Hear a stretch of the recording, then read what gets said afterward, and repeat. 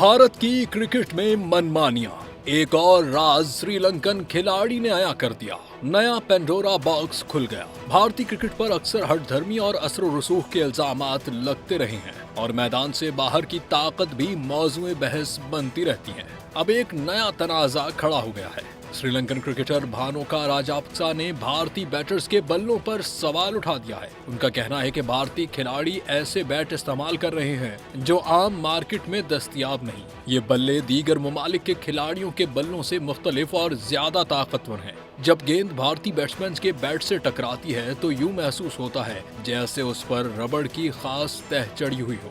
इसी इजाफी पावर की वजह से भारतीय बैटर्स कम मेहनत में बड़े शॉट्स खेल लेते हैं। श्रीलंकन खिलाड़ी का कहना है कि ये खुसूसी बल्ले हर किसी को मयसर नहीं, सिर्फ चंद मखसूस नामों तक महदूद हैं।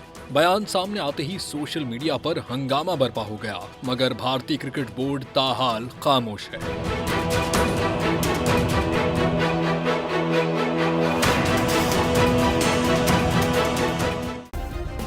सब्सक्राइब करें और बेल दबाएं ताकि कोई खबर रह न जाए।